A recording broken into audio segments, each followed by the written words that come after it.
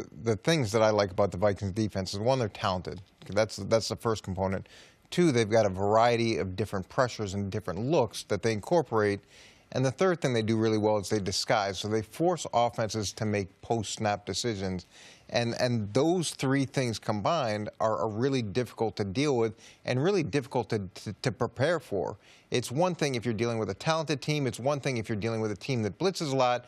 But then when you combine those with a team that gives you a lot of different looks, and the quarterback's got to come back and he's got to make that decision after the ball is snapped. And it affects wide receivers and tight ends as well, because they've got reads built into their routes. They've got things that have to adjust based on the coverage, and all that information is being processed after the snap. And combined with the fact that they're coming off as brutal a loss as they came off last week, this is going to be another team that's angry and a little desperate. Has a lot to I don't want to say it's not like season on the brink desperate, but we saw last week the more desperate team won almost every game. The team that had to have it, or at least played better than they had. The Rams everyone's got them number 1 in the power rankings. Everyone thinks this is the best team in the NFC. Vikings are a disappointing 1-1-1 right now after an embarrassment. They lost as 17-point favorites. That's the point you're making, right? That after what happened last week.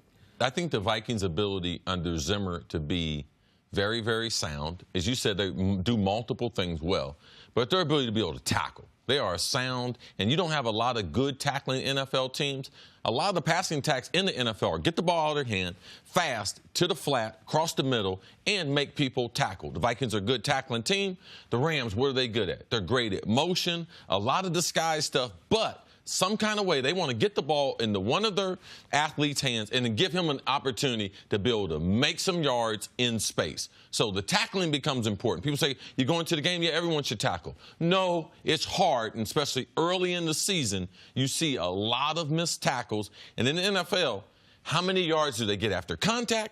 How many yards do they get after the catch? Those are two things outside of turnovers that help determine week in and week out if you can win an NFL game. And tackling becomes more and more challenging each year in the NFL, because it keeps being revised how you have to tackle, where you have to tackle, how much force you can apply when you tackle. So the teams that are able to adjust to that, and the teams that are able to do that within the context of the ever-emerging rules that come out in terms of how the game is played, that's a big component to it, and Minnesota has been able to do it better than most teams have. How much can a team learn from a game against the same team the previous year? Last year, the Vikings-Rams played each other. Rams got the opening kickoff, drove right down the field, scored a touchdown, and the Vikings shut them out from there on out. They won 24-7. Gurley had his worst game of the year. Jared Goff had his second worst game of the year against this Vikings defense. How much can that be instructive for both teams this year?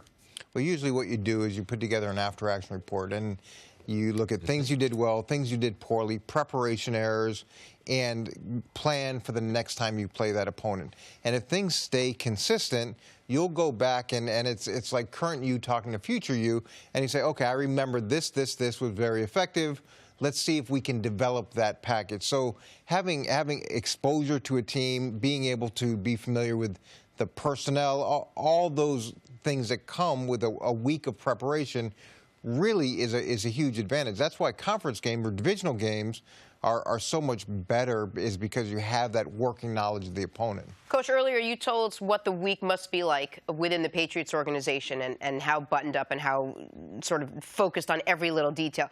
What about for the Vikings this week, coming off that loss to Buffalo, going into a game, coming off a loss to one of the worst teams, going off, coming up against a game against one of the best teams in the league? Just tell me what the week must be like for the Vikings and what they're trying to prove, and what do they tell their players? I know Mike to some degree. I don't know him as well, obviously, as I know what's happening in New England, but he's from essentially the same family tree. So I imagine that it's pretty buttoned up there as well, and I imagine there's an element of being embarrassed. And Minnesota went into the season with a ton of expectations, and they haven't met those expectations, and now they've got to recalibrate and say, okay, here's where we are. What are we going to do about it? And it strikes me as being a team filled with proud players. It strikes me with being filled with players that really care about their craft. And when you get beat the way that they got beaten, those guys tend to take a step back and say, okay,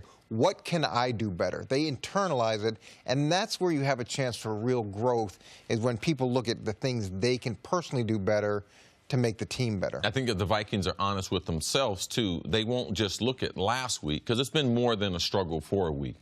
You are not supposed to tie the Green Bay Packers, and Aaron Rodgers is playing on one leg. So there was a great deal of disappointment in tying that game in Lambeau Field. They should win that game. Playing against a guy who can't get around, they should have been better defensively. Also, after that game, remember, they cut their kicker. They asked Mike Zimmer in the press conference on Monday, well, the feeling, you drafted this guy, was there a lot of emotion involved? And I know Zimmer a little bit better, a lot like you know Belichick. And he said, did you see the game? Did you see how he performed? So this has been going on for a couple weeks. If the Vikings want to get back onto the track of where their expectations were before the season, this is a huge game for the Vikings tomorrow night. And it doesn't excuse or justify the way they played against Buffalo, but they also had a non-football situation with Everson Griffin, a team captain, guy that's been there almost a decade, who seemed to be in a legitimate mental health crisis at the team hotel the night before the game. And with the statements the Vikings have released about this, the statements aren't like anger or disappointment with the player. They seem to be with legitimate concern for the player's well-being and how much that affected and filtered into the team the next morning. And you made a good point yesterday. Hopefully something they learned is you can't look past any opponent either. And as much as you try to, as a coaching staff and as a team, to take everybody at the same level, it felt a little bit like Buffalo was the game they just had to get through. Of course they were going to win to get to the Rams game, and hopefully that's a lesson learned.